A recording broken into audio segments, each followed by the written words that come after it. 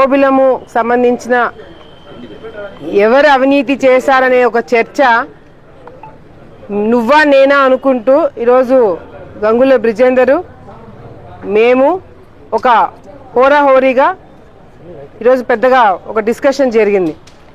ఈరోజు ఇవన్నీ జరగడానికి ముఖ్య కారణము నేను కొన్ని రోజుల క్రితము ఒక 2 రోజుల క్రితం పెట్టిన ప్రెస్ మీట్. నేను 2 రోజుల క్రితం పెట్టిన ప్రెస్ మీట్లో మఠంకి సంబంధించిన CEO ఎవరైతే ఉన్నారో ఆ మఠ పెద్దలకే తెలియకుండా అహోబిలంలో జరుగుతున్న అవినీతి అక్రమాల గురించి నేను మాట్లాడితే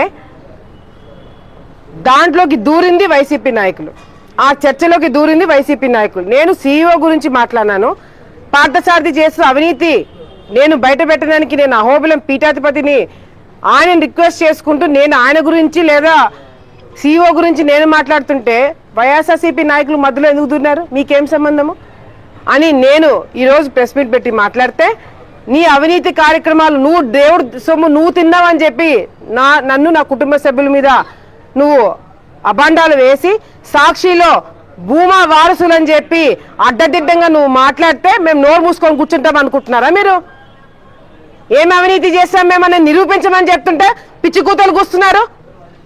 నేను పోలీస్ డిపార్ట్మెంట్తో నేను మాట్లాడి నీకు ఇబ్బంది లేకుండా నేను ఒక చర్చకి నేను పిలిపించుకోవాలా? పోలీస్ డిపార్ట్మెంట్ నీ ఇంటికాడికి నేను పంపించినానా? నేను సవాల్ వదిలిన వెంటనే నీ పొజిషన్లో నేను ఉంటే ఏం చేసేదని తెలుసా? నేను సవాల్ వదిలిన వెంటనే ఎవరికి తెలియకుండా అహోబిలంలో కూర్చునేదాన్ని. నువ్వేం చేసినావు? మొత్తం దేశమంతా తెలిసేటట్టు అందరు ఇంటికాడికి రండి, ఇళ్ళ కాడికి రండి అని చెప్పి జనాలు నువ్వు పిలిపించుకున్నావు. అందుకు పోలీసులు నిన్ను అడ్డుకున్నారు. నువ్వు చర్చే కావాలని అనుకో అంటే అహోబిలంకి నువ్వు ఒక్కడే వచ్చేవాడివి. కానీ నువ్వు ఒక పెద్ద సీన్ క్రియేట్ చేసి నువ్వు ఇంట్లో నుంచి బయట అడుగు పెట్టడానికి నువ్వు భయపడ్డావు కాబట్టే నువ్వు జనాలను పిలిపించుకొని నువ్వు ఈరోజు ఇళ్లలో కూర్చొని నువ్వు నాటకాలు ఆడుతున్నావు. ఏమి ఆధారాలు చూపించినావు నువ్వు?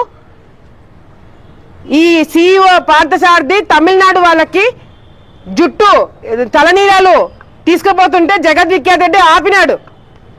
అసలు అతను జుట్టు బయటికి పంపించడానికి వీలే లేదని చెప్పి టెండర్లు క్యాన్సిల్ అయిన లెటర్ నేను చూపిస్తుంటే నువ్వు ఏందో మాట్లాడుతున్నావు. ఏం ఆధారాలు చూపించావు నువ్వు? మొన్న ప్రెస్ మీట్ పెట్టి లెక్కలు చదివినావు ఎవడంత కట్టాలి అని. దానికి నాకేం సంబంధం ఉంటుంది?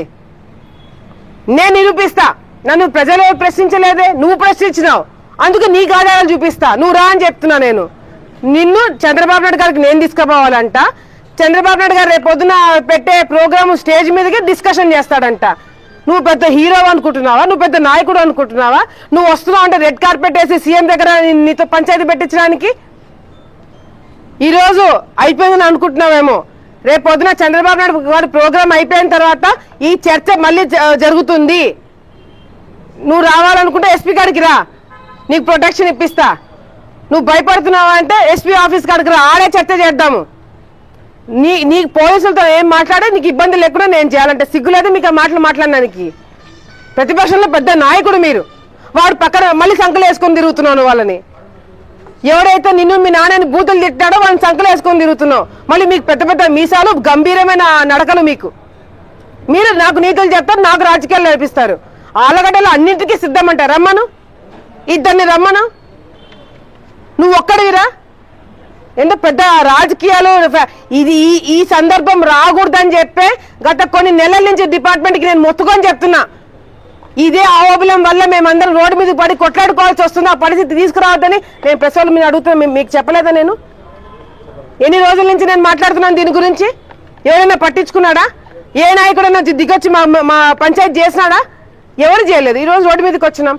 అయినా నేను ఎక్కడో CEO అతని మీద కేసులు ఉన్నాయి, అతను అవినీతి చేశాడు, అతని ఇబ్బంది పెట్టాలని చెప్పి నేను ఆధారాలను తీసి నేను అతని గురించి మాట్లాడుతుంటే నీకేమొచ్చింది? నువ్వెందుకు మధ్యలో దూరినావు అంటున్నా నేను. మామూలుగా అయితే ఎమ్మెల్యేకి ఎక్కడైనా బినామీలు ఉంటారు, అవునా? కానీ ఒక CEOకి నువ్వు బినామీ. అందుకే అతని తిడితే నువ్వు మధ్యలోకి దూరినావు. సిగ్గులేదు మీకు? ఇంటి దేవుడు అని చెప్పి మాట్లాడుతున్నావు. అహోబిలం నరసింహస్వామి డబ్బులు తినేంత కర్మ నీకు పట్టలేదా? మాకు పట్టిందా? 2004 నుంచి 2024 వరకు టెండర్లు వేసింది మీ వాళ్ళు. డబ్బు తినింది నువ్వు, నీ కుటుంబము, నీ ఇంట్లో ఆడవాళ్ళతో సహా డబ్బు తిన్నారు. ఏం చేస్తున్నావు నువ్వు? గతంలో ఎమ్మెల్యేగా ఉండి ఏం చేసినావు నువ్వు? ఈ రోజు మా గురించి నువ్వు మాట్లాడుతున్నావా? ఏం అవినీతి చేస్తాం చూపించమంటే అదుగో అదుగో అదుగో అదుగో పైన దిక్కులు చూపిస్తున్నావు నువ్వు. ఈరోజు ఇది ఇక్కడతో అయిపోలేదు. నువ్వు దీని గురించి నేను అవినీతి చేశానని చెప్పి నువ్వు నిరూపించేంత వరకు నీ ఎంట పడతాము. అన్నిటికీ సిద్ధం అంటున్నారు కదా, సిద్ధంగా ఉండు. ఏదో ఒక రోజు నీ మీద తప్పకుండా మేము వచ్చి పడతాము. నువ్వు దీనికి సమాధానం చెప్పకుండా అహోబిలం నరసింహస్వామి డబ్బు తిన్నామనే ఆరోపణ నా మీద చేసినావు. ఒక మహిళ పైన దేవుడు సొమ్ము తిన్నానని చెప్పి నా మీద ఆరోపణ చేసినందుకు నువ్వు తప్పకుండా క్షమాపణ చెప్పాలా, లేదంటే నిరూపించాలా.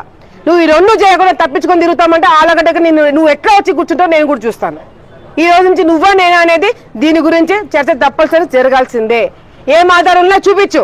లేదు నీకంత భయం ఉంటే ఎస్పీ ఆఫీస్ కాడికి రా, నేను డేట్ చెప్తా. ఎల్లుండే సీఎం ప్రోగ్రామ్, రేపు అందరు బిజీగా ఉంటారు.